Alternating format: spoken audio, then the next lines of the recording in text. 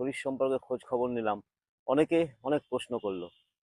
তার মধ্যে প্রথম একটা প্রশ্ন যেটা খুব বারবার ফিরে এলো সেটা হচ্ছে, সুগারে আমি কি ফল খেতে পারি? খুব চিন্তা মানুষের। আর কোন ফল খাবো না? দেখুন, ফল তো নানাবিধ হয়। আপনার সুগার হয়েছে মানে ইউ আর ডায়াবেটিক। তার মানে হচ্ছে আপনার প্যানক্রিয়াস কাজ করছে না, আপনার ইনসুলিন উৎপন্ন হচ্ছে না, আপনার শরীরে গ্লুকোজ লেভেল বেড়ে যাচ্ছে। আমি ৩টে করে ফল বলি। এই ৩টে ফল আপনি খান আর এই ৩টে ফল অ্যাভয়েড করুন।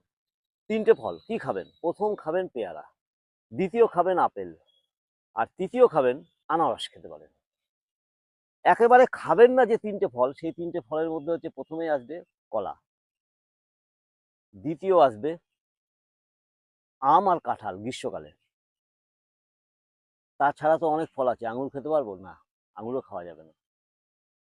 কি খাবেন না সেটা বাদ দিয়ে ৩টে ফল খান না, ওই ৩টে ফল খেলে আপনি আপনার শরীরে শক্তি পাবেন। এ তো গেল ফলের কথা। কিন্তু আপনার যদি সুগার লেভেল হাই থাকে তাহলে আপনি কি করবেন? আপনার শরীরে খাওয়া দাওয়ার ফলে যে এক্সট্রা এনার্জিটা জমা হয় সেই এনার্জিটাকে আপনাকে বার্ন আউট করতে হবে, আপনাকে খরচ করতে হবে। কিভাবে?